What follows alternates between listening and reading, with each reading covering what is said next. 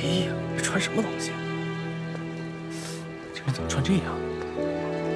哎呀，这不前朝服饰吗？真是少见。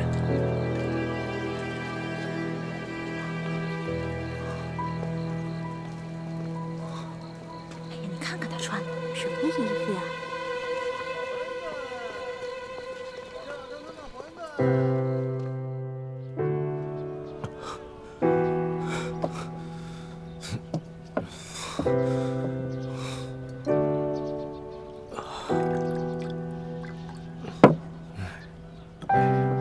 又一个喝多的，你看看。是。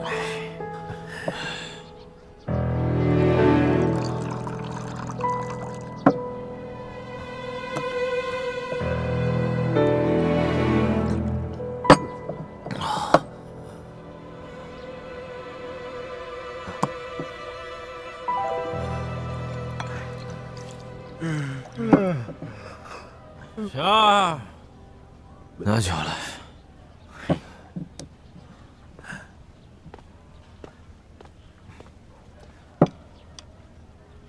客官，你这都喝了一晚上了，还能再喝吗？你还有钱再喝吗？连你也看不行，你以为我没钱吗？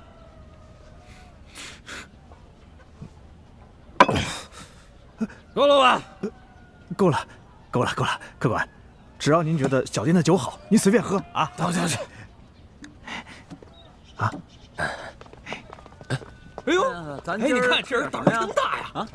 竟然敢穿前朝的服饰。对，你看还穿着新郎服呢。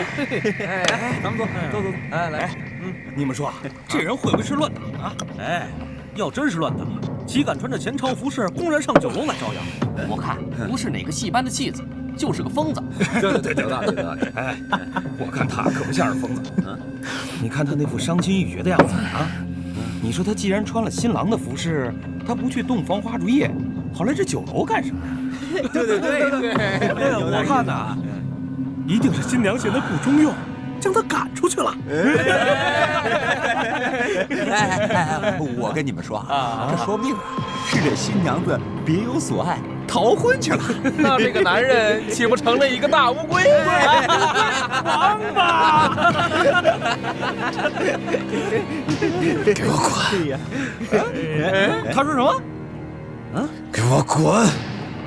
哎呦喂！敢让大爷滚，爷现在让你滚，你滚！呀！好汉不吃眼前亏，咱们撤，快撤！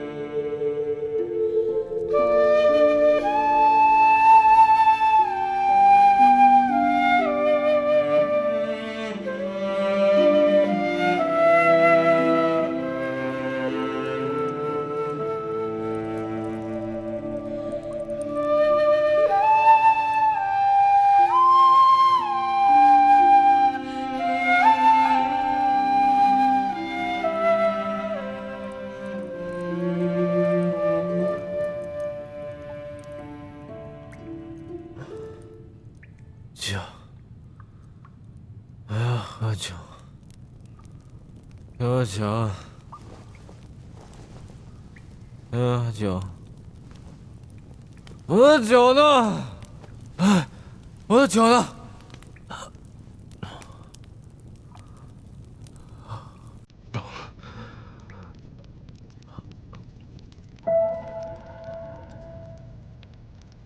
花梅，你回来了。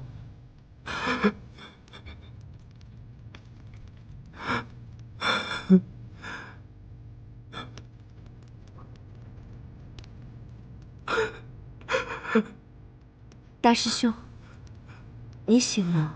花梅，你怎么叫我大师兄了？你不是最喜欢叫我猪哥哥吗？好，既然你喜欢，那我就叫你猪哥哥。猪哥哥，我们成亲吧。我们先和解，再成礼。成亲。好。可是师傅们不在啊。成亲是我们2个人的事，师傅们在不在，不要紧的。好，我们成亲，我们成亲。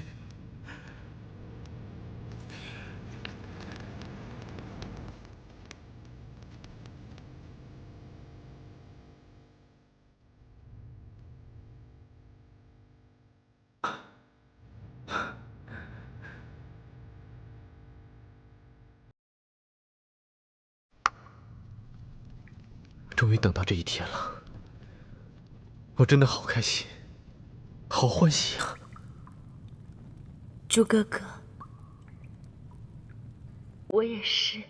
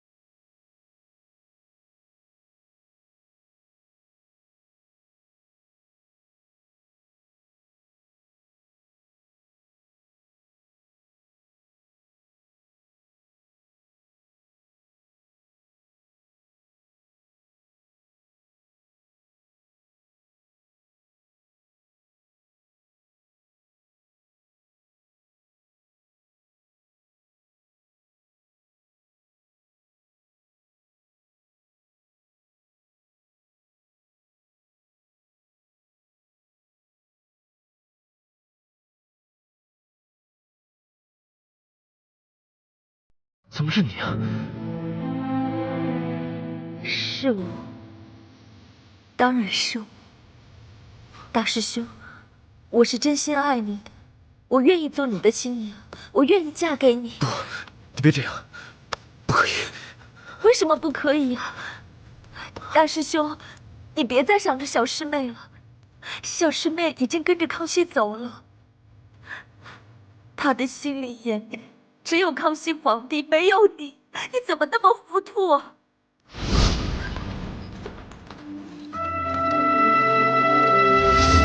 你别说了，你别说了，别说了！我就要说，我要让你清醒过来。大师兄，我不能看着你这么折磨自己，难道你不明白吗？小师妹一直把你当成亲哥哥看的，他真正爱的人不是你，是那个康熙皇帝。他们爱的有多深，难道你看不出来吗？他们两个一定也会成亲，没准现在也在洞房花烛夜。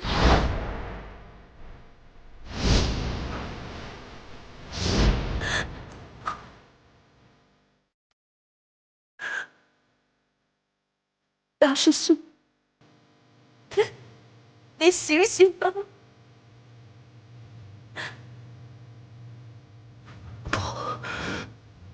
不会，我们不会骗我的，不会这么对我。大师兄，这是真的。倾城亲眼所见，他们一起走了。不要再折磨你自己了。一直真爱你的人是倾城我呀。这么多年，倾城一直默默地爱着你。我理解你，我懂你的心。大师兄，就让我嫁给你，做你的新娘，一辈子和你在一起，关心你，爱护你。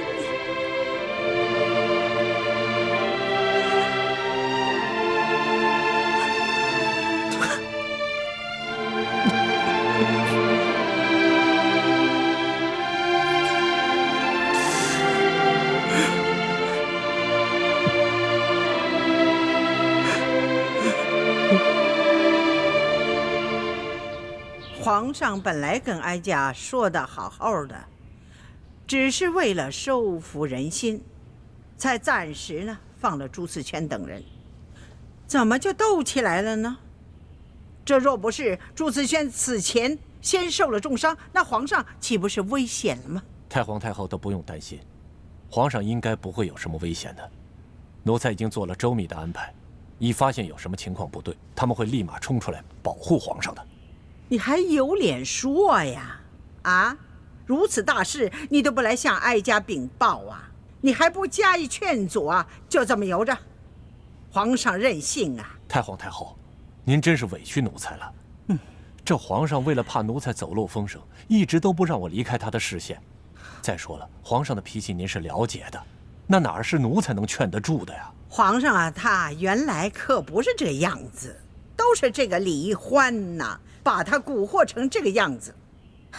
现在最可虑的是，皇上居然把这个李易欢又接回宫了，这可如何是好啊？你呀，亏你还是六宫之主呢，你居然如此无用啊你！皇祖母，妾身也劝过皇上，可皇上每次听了以后抬脚就走，也不管妾身这面子上是过得去还是过不去。从此以后，也再也不来这坤宁宫了。妾身到哪里再去劝皇上？罢了，刚才哀家是把话说重了，这也怨不得你。皇上啊，他亲政以后，大权在握呀，但是在这个事上还得靠哀家亲自去把关呢。刘嬷嬷，奴才在。带上几个人，去把这个曾经的笔墨侍书给我叫到慈宁宫来。这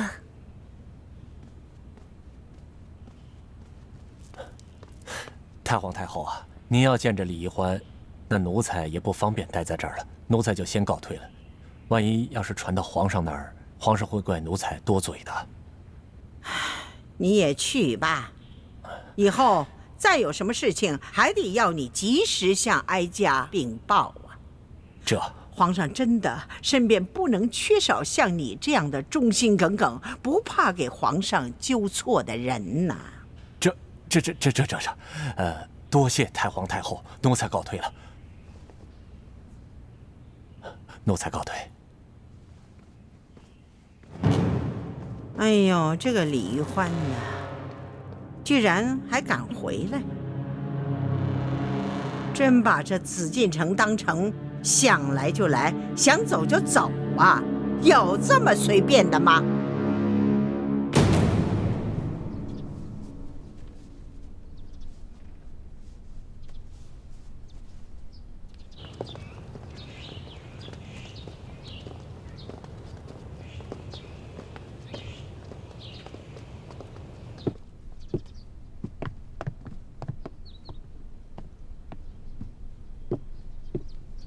是舒姑娘。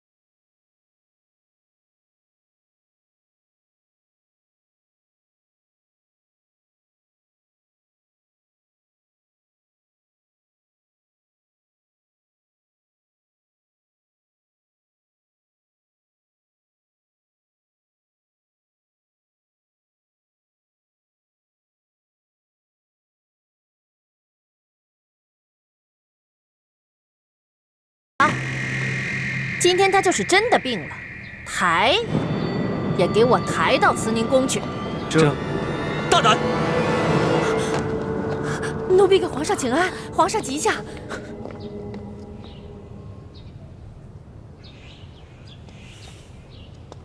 传太医，这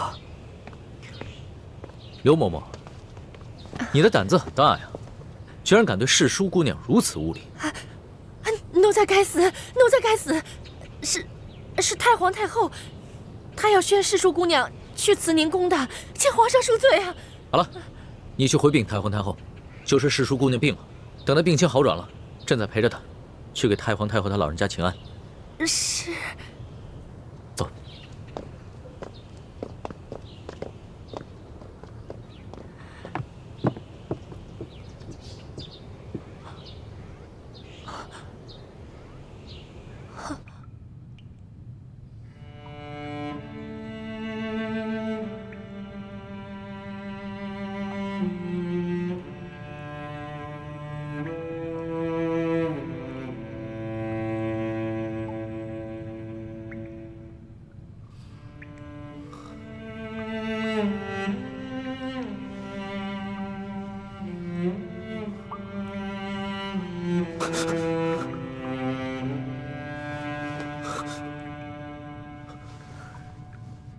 相公，你怎么了？相公，别这么叫我，别这么叫我，我求求你别这么叫我。我们已经成亲了，我不叫你相公叫什么？你还应该叫我娘子呢。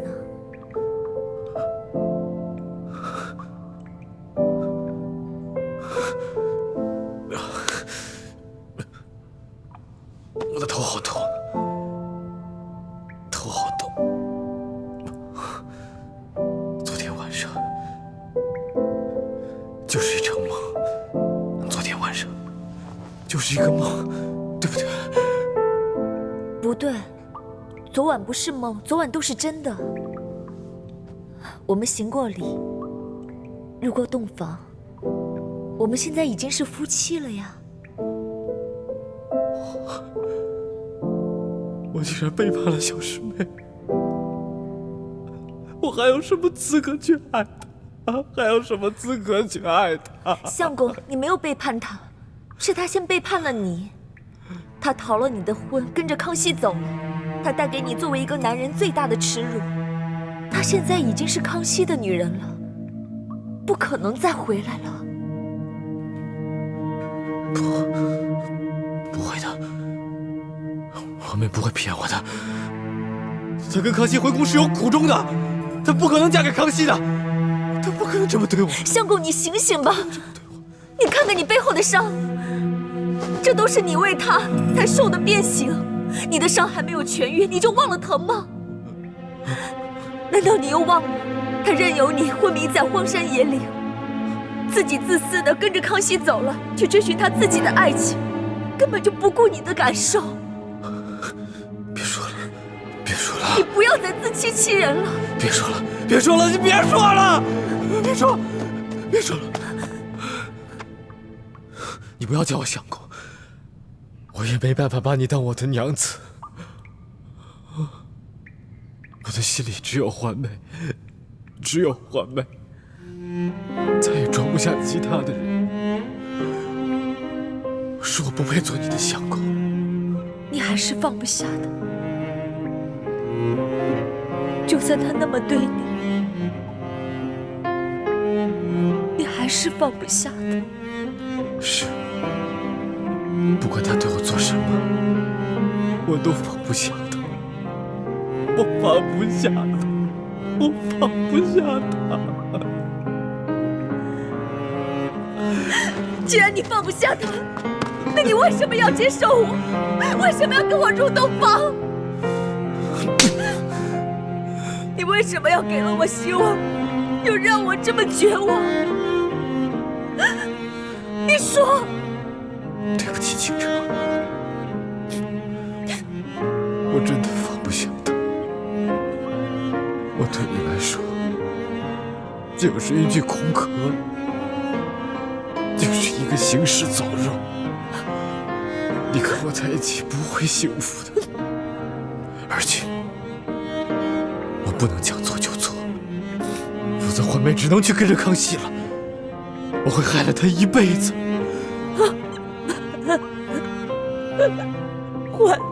环梅，你口口声声只知道环梅，为什么环梅做了什么事情你都能够包容她？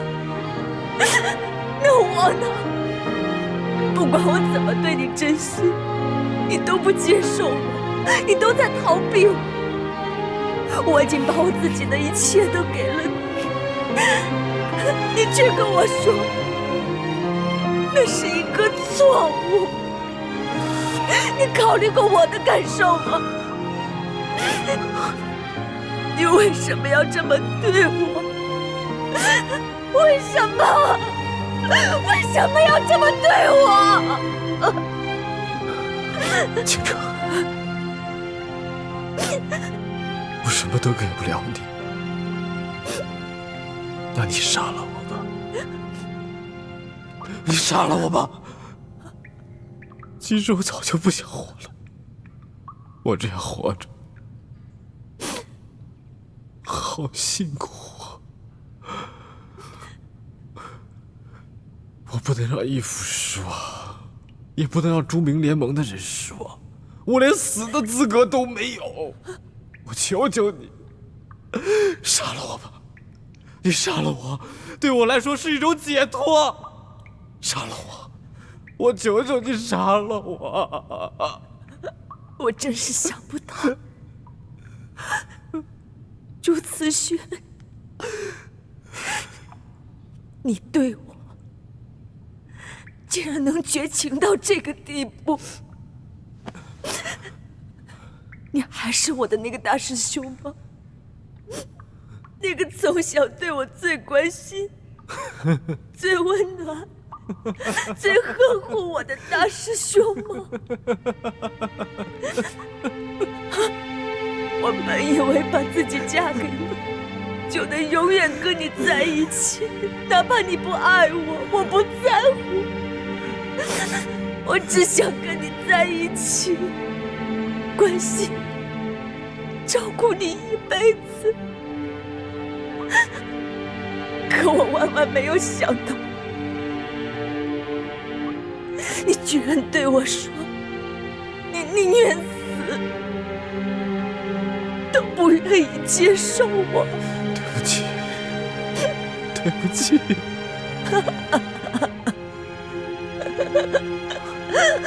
倾城，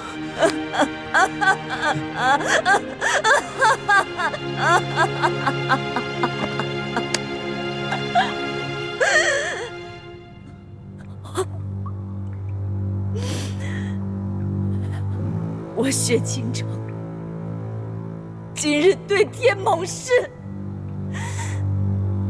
此生我薛倾城绝不再对朱慈轩有情，有违此誓，犹如此惨。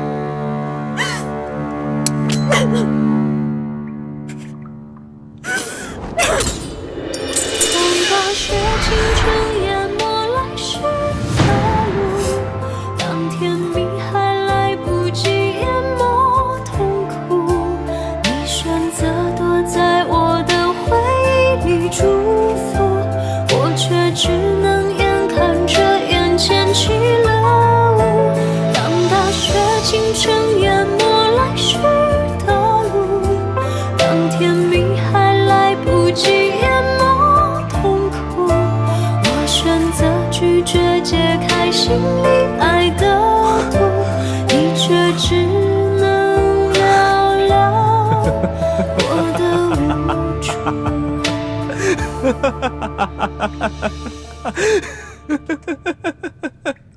机关设计得非常巧妙，我等真的无力打开啊！是啊，我看看。哎，您请啊，您看看。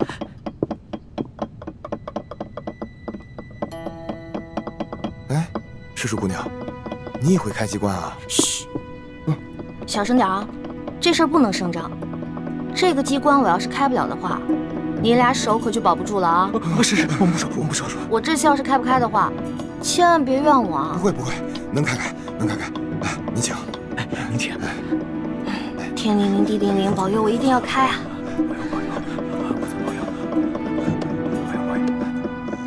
眼下我们已经帮康熙擒获了鳌拜，已取得了他绝对的信任，相信用不了多久，小师妹一定能够拿到铜匣。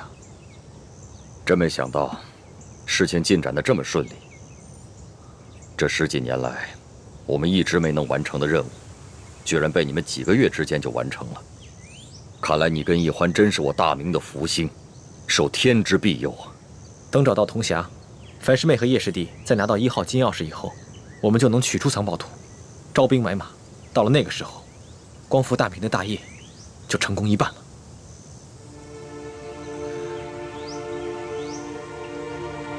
唉，怎么了，义父？有件事情藏在我心里已经很多年了，我现在告诉你，你也要把它藏在心中，不能告诉任何人。义父，请讲。孩儿定当守口如瓶。你可知道，我为何让你们活捉孙府？为了清除逆党，同时追查二哥四星的下落。那你可知道我为何要急于见四星？二哥四星乃是义父的亲生儿子，当年曾随义父出生入死，立下过汗马功劳。现在二哥下落不明，义父下定决心寻找他，当然是出于父子人伦，人之常情。我急于找到四星，并不仅仅是因为父子情深。你可知，那镶着玛瑙的第2号金钥匙，当年就在我的手上。当时我为了掩护先帝逃亡，自知必死，就把那金钥匙交给了四星。义父是说，那2号金钥匙随着二哥不知所踪了。当年我本有机会救我的妻女，但你就把太子交给我，你的座位让给晋王妃。陛下，我们不可，请你和皇后快登车吧。臣已经为臣妻备好了马车。父王，你竟然让母妃和妹妹另列马车，马上就到。刚刚陛下明明让母亲上车，你却不让。你明明知道吴三桂马上就要破城了。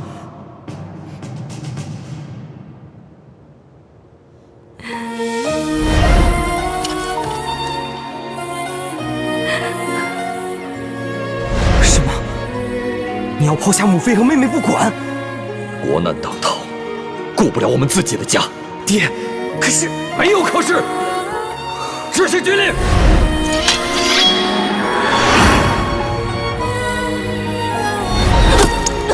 娘！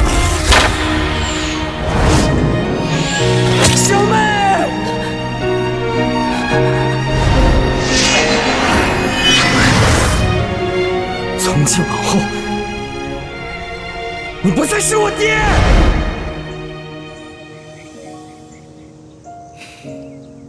这么说来，现在我们手上只剩下了延平王的3号金钥匙。就算找到了铜匣和1号金钥匙以后，也都于事无补了。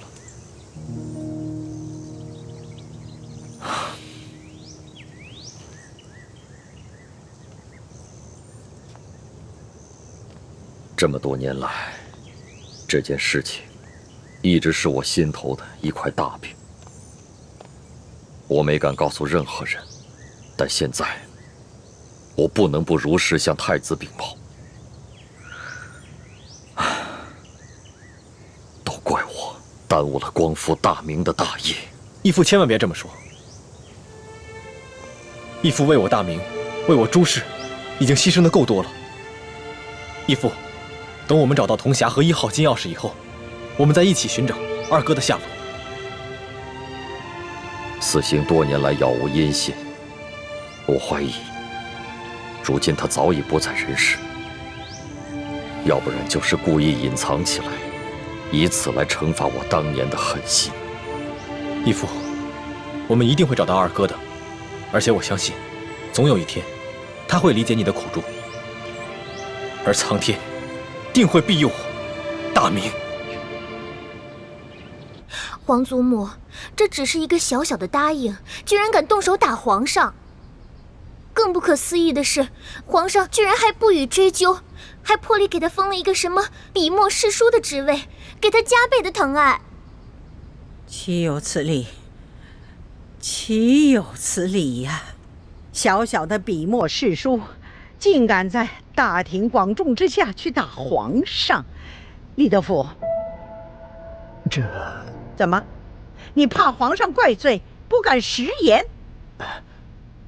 回太皇太后，不是奴才不敢直言，当时奴才和索大人还有宫里的内侍全都低头跪在地上，只听见一声清脆的响声，没有看清到底发生了什么事啊。那其他人呢？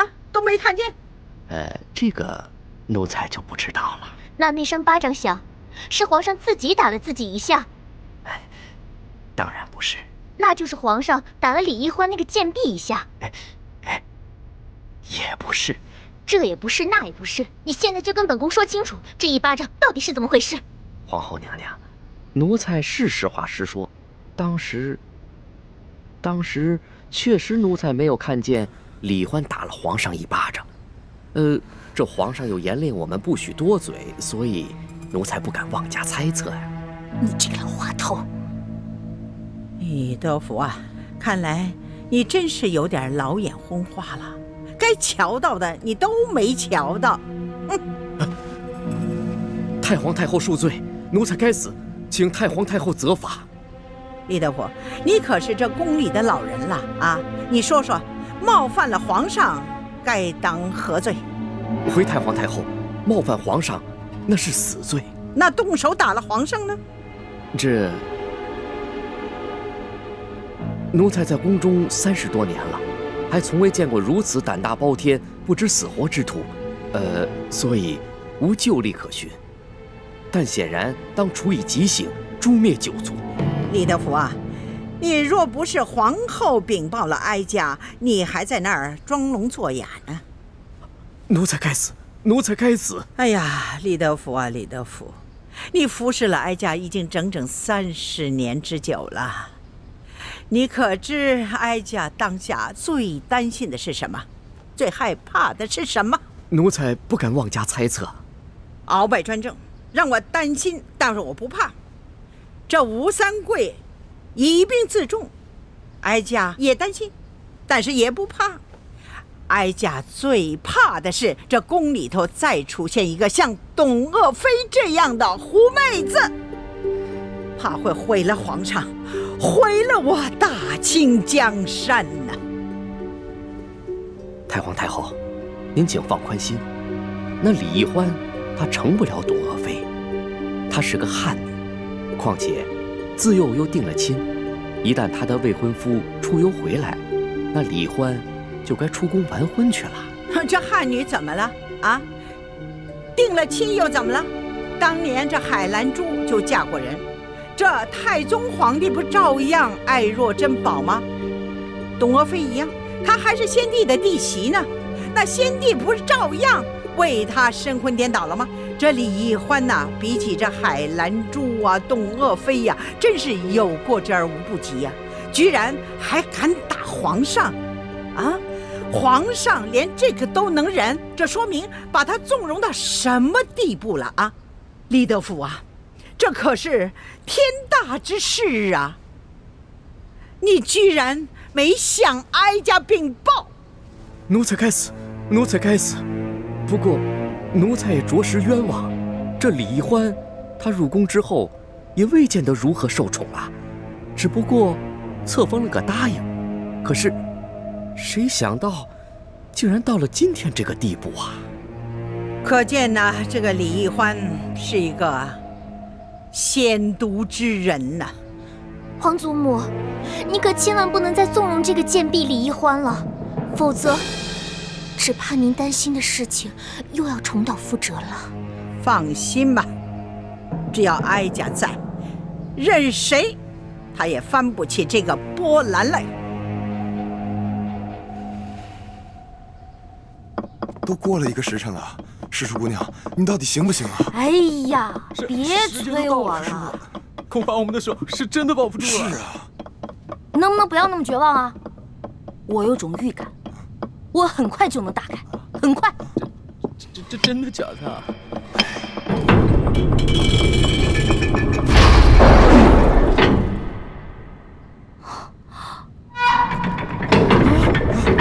这个时辰了还没打开吗？我打开了，我打开了！世叔姑娘，你可太棒了！哎，世叔姑娘，真是没想到，你居然会开机关呐！太了不得了！走，不是，我不会开机关，我是之前皇上不是安排我在鳌拜府当卧底吗？我看见过几次，照葫芦画瓢，您看捣鼓了1个时辰才给捣鼓开。哎，世叔姑娘，真是没有想到，你看这么一次就能够记下手法来，这可太了不得了，真是聪慧过人呐！走，咱们休息一会儿。如今鳌拜倒台了，我弟弟有何反应？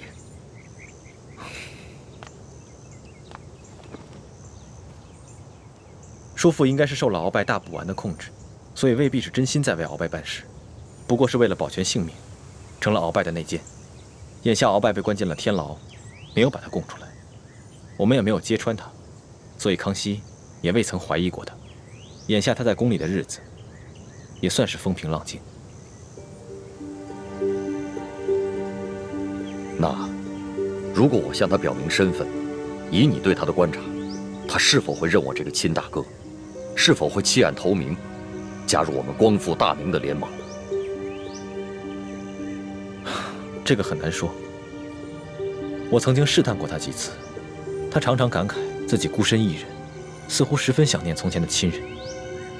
不过他毕竟在宫里生活了几十年，已然变得十分麻木且圆滑，而且他现在有钱有势，我猜他不会为了跟义父的兄弟情谊而放弃眼下所拥有的一切。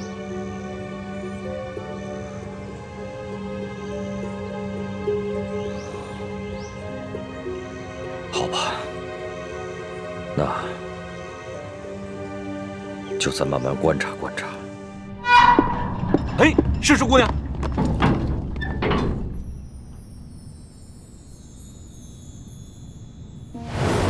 你们俩把工匠带走，给他们打赏，快！知。没想到啊，这鳌拜老贼的密室，珠宝多的比皇宫还多。可不嘛。哎，索大人，要不然这样，咱俩呢先挑点，剩下的入账，您觉得呢？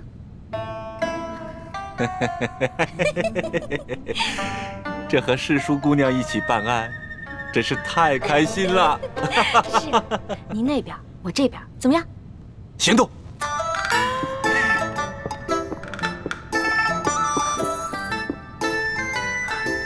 真是皇天不负有心人，我终于找到你了。哼，朱哥哥，看你以后还好意思骂我笨。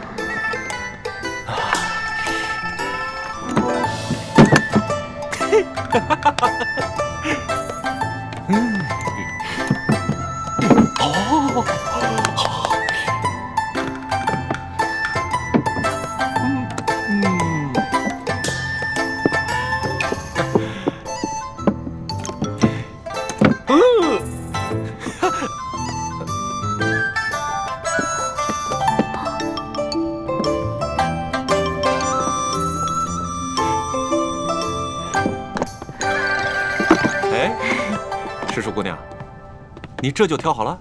当然了。再多挑点吧。哎，不了不了，我挑的已经够多了。索大人，您再接着挑点呗。我呀，哎呀，我想起来了，不对呀。怎么了？这大补丸的解药还没找到呢，怎么跟皇上交代？那您要不要再带着手下人继续看看？您看这天色不早，我挑的已经够多了，我先撤了。好嘞，那我送你出去。来来，谢谢索大人。慢点，慢点，慢点。好好好。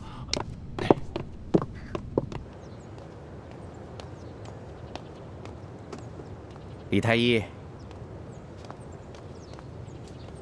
太皇太后奉体前安，李太医，赶紧过去看看吧。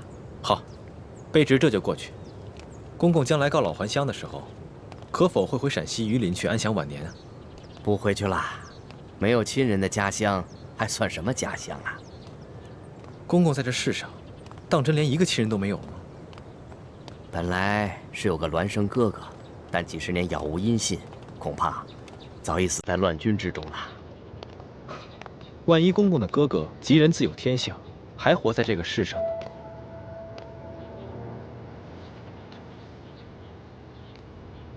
呢？怎么可能呢？在这世上，怎么可能有那么好的事呢？啊，快走吧，太皇太后还等着呢。看来，他还是很渴望亲情的吧？如果义父出面与他相认，他一定会很惊喜吧？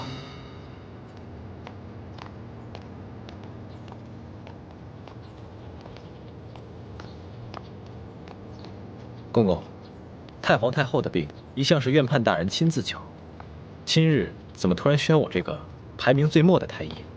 这个咱家就不清楚了。也许是院判大人觉得你年轻，却医术高明，太皇太后也就留上心了吧。公公，这好像不是去慈宁宫的路吧？太皇太后不在慈宁宫，你别多问了，跟咱家去就是了。公公，太皇太后宣我瞧病，不会是有别的什么事吧？看在咱们同乡同姓的份上，能否告知一二？你多心了，你刚刚才救了皇上，太皇太后也许是想赏赐你呢。多谢公公，走吧。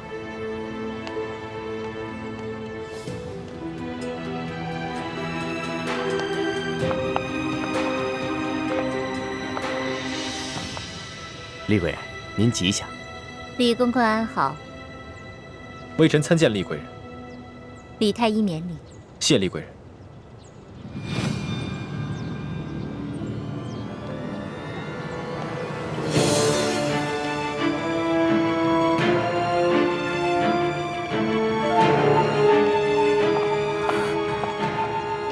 师父，大师兄出事了，我去永乐宫通知医患。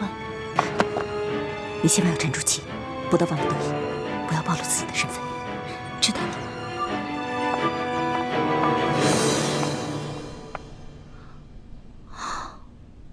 踏破铁鞋无觅处，得来全不费工夫啊！如果朱哥哥看到这个铜匣子，一定会惊喜万分的。到时候我就将找到铜匣子的过程说得惊心动魄，让他们以后再也不敢小瞧我这个小师妹了。哼！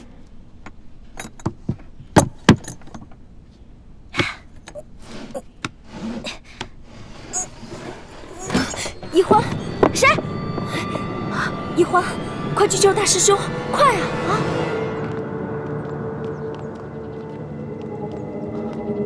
李公公，太皇太后不是宣我来看病的吗？怎么把我带到这儿来了？有什么事情，先进去再说啊！开门。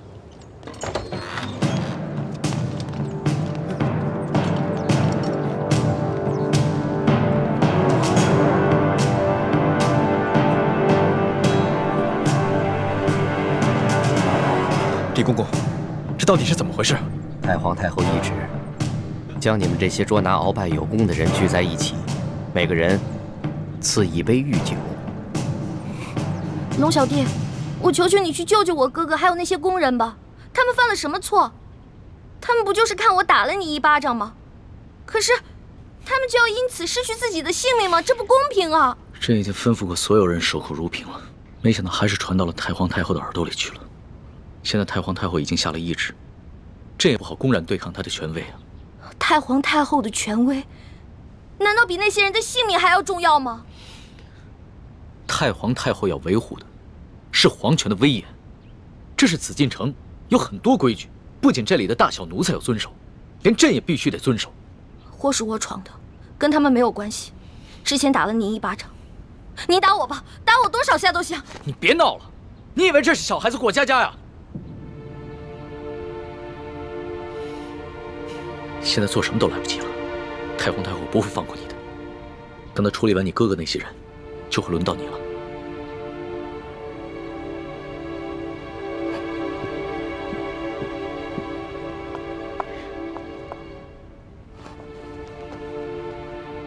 那皇上，您还是先杀了我这个祸首吧。如果先杀了我的话，死在哥哥的前面，我就不会那么内疚了。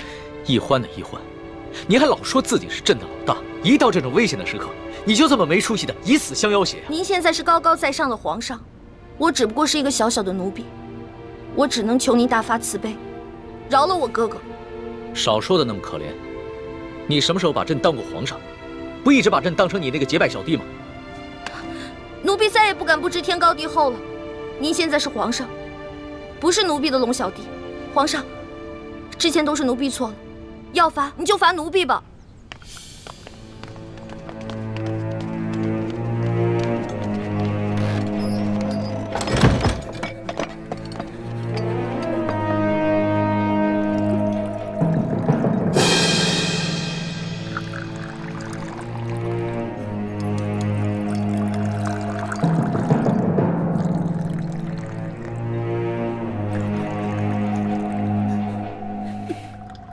你先起来吧。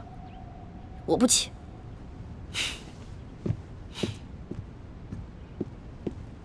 起来吧，这么跪着也不是办法。皇上，我求求您了，您能不能去救救他们呀？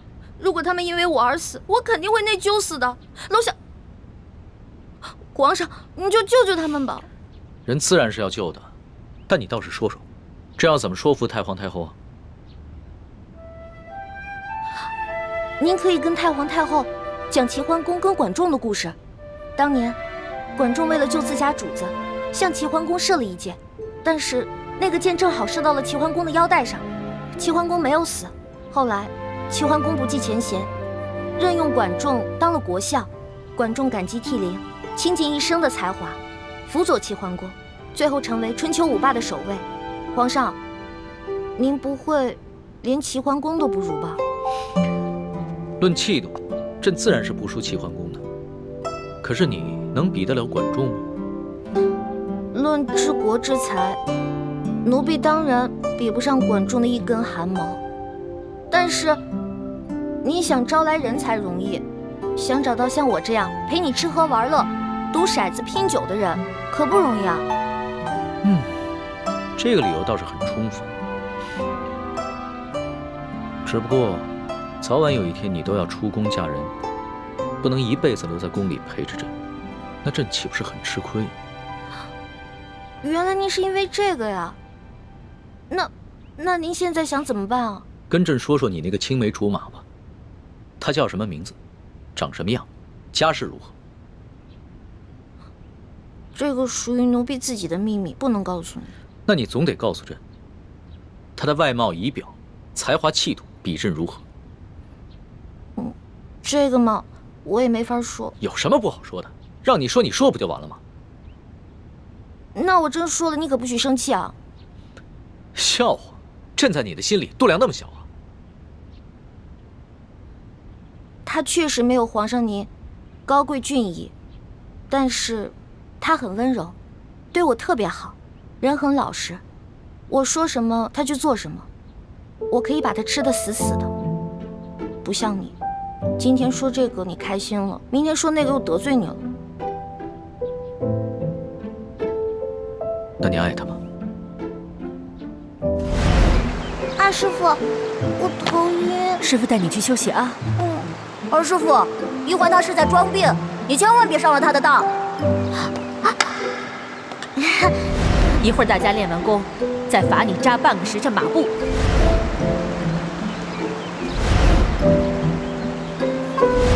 玉环妹妹，你别生我的气了好吗？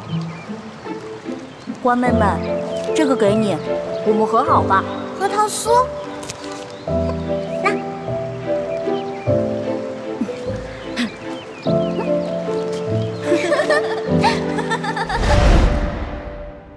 哎呀，皇上现在都什么时候了，你还说这些闲话？您赶紧跟我去救人吧。皇帝也是人，也有七情六欲，也有好奇心，甚至也会嫉妒。龙小弟，我求求你了，你要是再不去的话，他们人头马上就要落地了。放心吧，这个宫里没那么容易见血，要灭口用的都是鸩酒。鸩酒？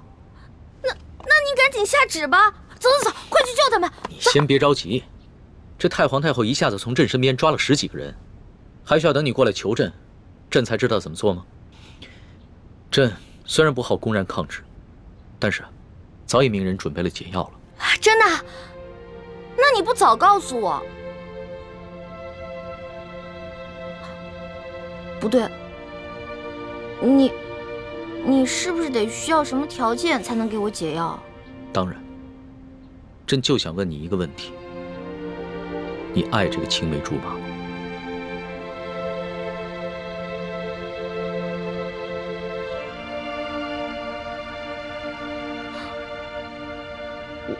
我不是不告诉你，说实话我也不知道，我只知道我们是青梅竹马，从小他就对我特别的好，以后我肯定是要嫁给他的。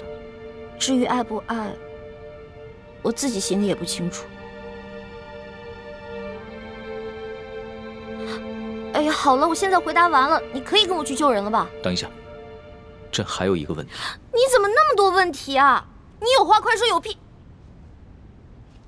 皇上，您问吧，您快点问。你爱朕吗？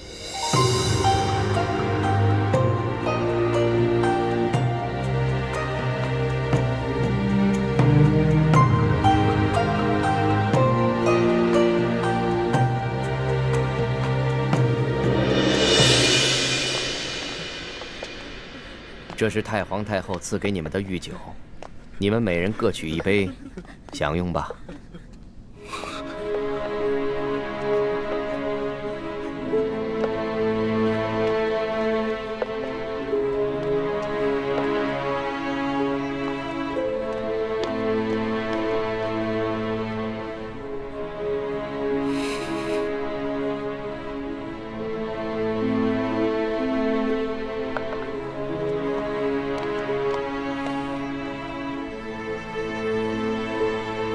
这酒有毒。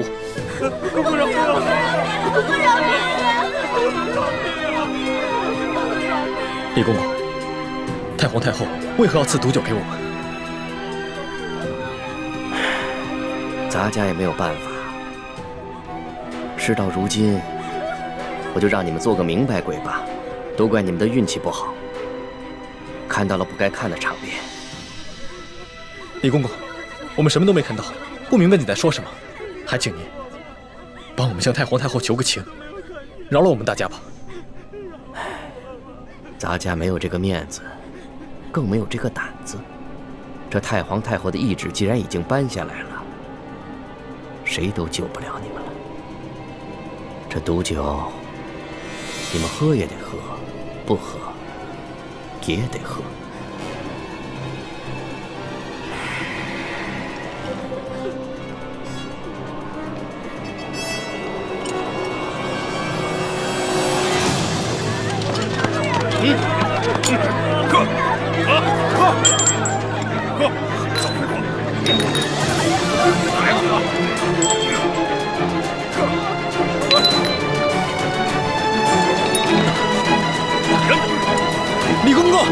我有重要的话要跟你说。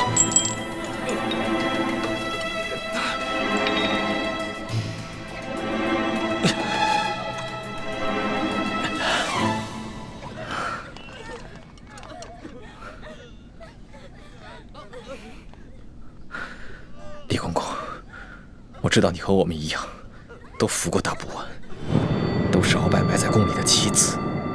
今天，你若不救我和这些宫人，那么你的秘密，我也不会再替你保守了。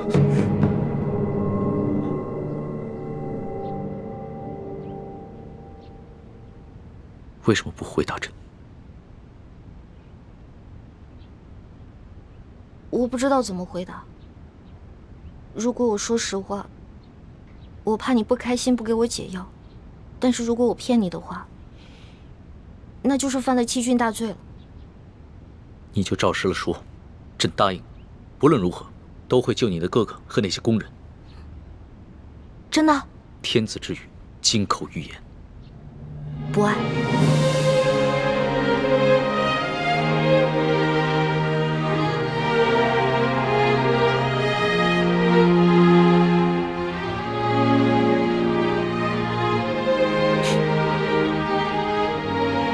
这两个字说的真干脆，丝毫不顾及朕的感受。我之前就跟你说过，皇上是这个天下最不值得女人爱的人。可是作为老大，也许我会爱上结拜小弟龙三，但是作为奴婢，我永远都不可能爱上皇上。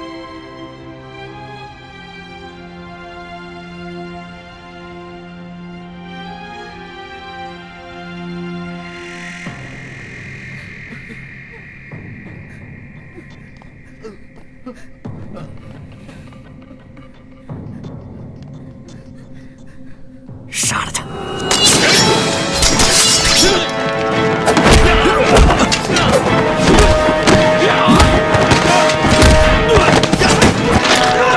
李德福，想不到你要杀我灭口！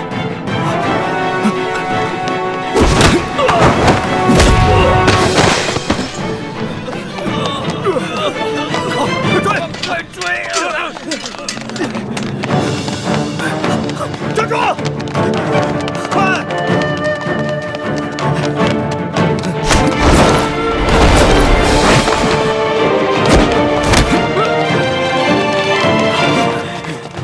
李太医，你杀了我，你也活不了。李德福，你别以为杀了我就没有人知道你是鳌拜的内奸了。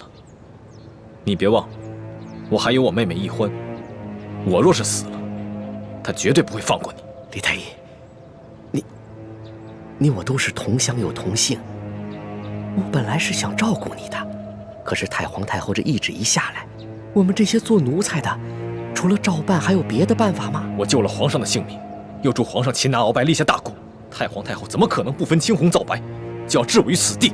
哎，都怪你那个妹妹啊！仗着皇上对她的宠爱，她就无法无天。我在这宫里都已经几10年了，我从来没有看见过哪个宫人敢打皇上的。易欢呢？现在怎么样了？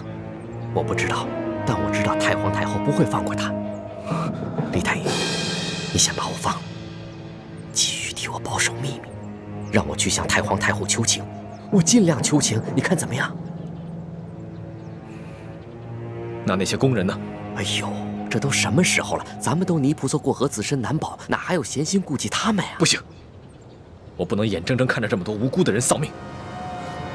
我要见皇上。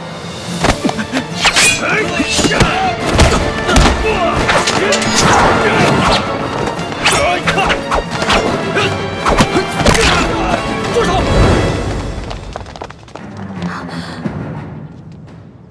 皇上，微臣参见皇上。凭什么？李太医，朕赦你无罪。你现在马上和索额图去解救那些中毒的宫人。微臣遵旨。这，快！李德福，这差事你办得可真是用心啊！皇上恕罪。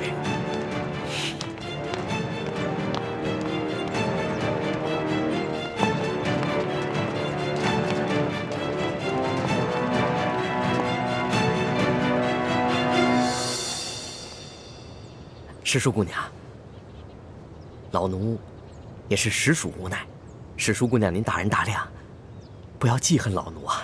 中堂大人，公公有礼了，宫中一切可好？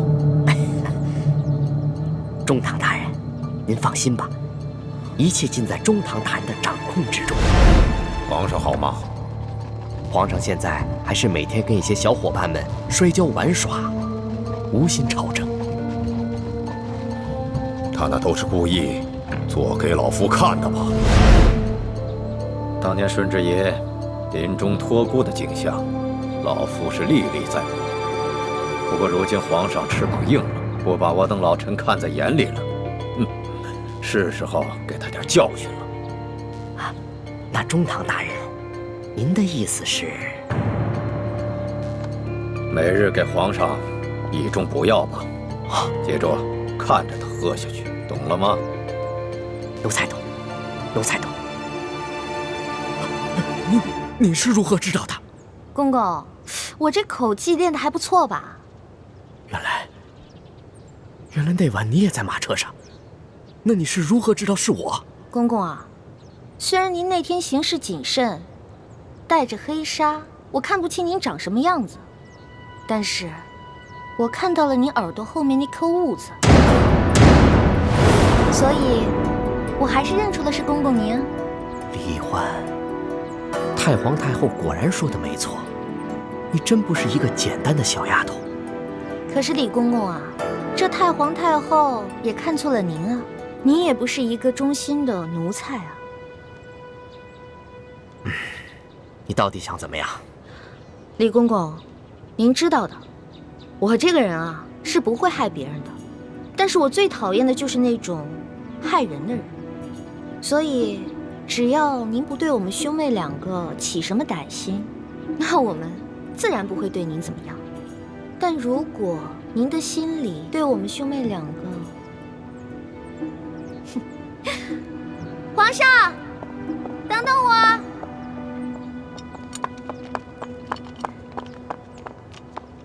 龙小弟，谢谢你啊。其实就算你不求我，我也要救那些宫人们。虽然这会让太皇太后特不高兴，但是朕已经擒下了鳌拜，真正亲政，朕必须坚持己见。不过这个李公公实在是太讨厌了，向太皇太后告密的人肯定是他。这个朕怎么会不知道呢？但是李德福10岁就进宫了，侍奉过3代君王。太皇太后对他十分宠信，打朕小的时候啊，就是由他把朕的一举一动汇报给太皇太后，这已经是惯例了。就算朕有不满，也无可奈何呀。没想到皇上也有这么多的无可奈何啊。当皇上无奈的事情多着呢。对了，大补丸的解药你搜到了吗？我哥哥还没有完全的研制出来，估计这个鳌拜是想彻底让我和哥哥给他陪葬了。那怎么办？这鳌拜虽然已经擒下，但他毕竟是3朝元老，他的一生功过十分复杂，朕还没有想好怎么处置他呢。而且他的性子十分桀骜，无论如何，他都不肯交出大补丸的解药。龙小弟，我是你老大，自古啊，吉人自有天相，没问题的我。朕真的是没用啊，连你都保护不好。龙小弟，你可千万不要对我这么好，不然我会愧疚的。都快点，把药给我灌下去！把药赶快灌下去！快点，赶紧的，把这球开，给我喂下去！快！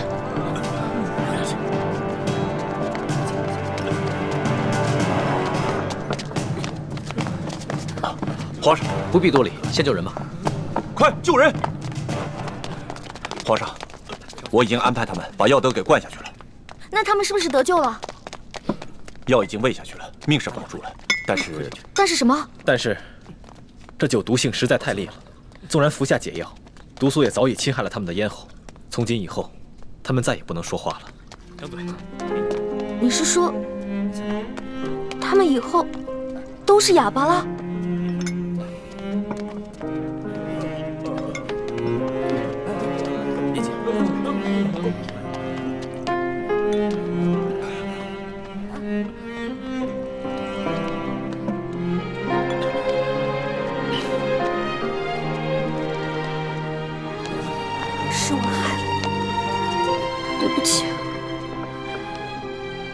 是我害了你们。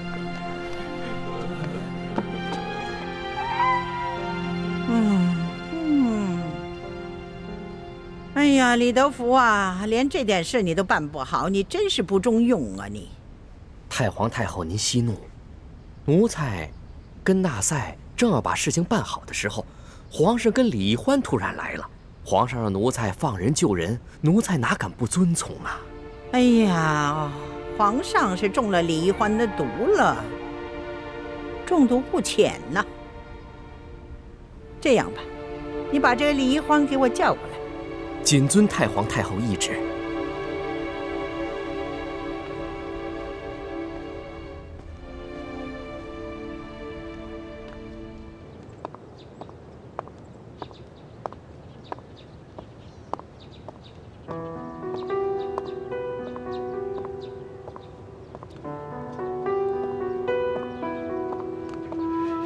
龙小弟，没想到我冲动打了你一巴掌，居然害了这么多无辜的人。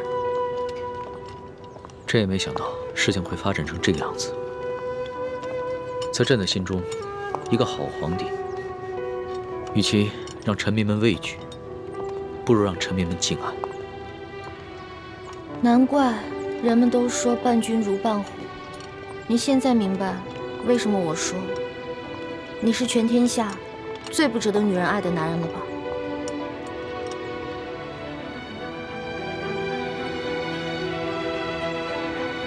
易欢，朕知道这件事情在你心里一定留下了很深的阴影，你更不可能会爱上朕了。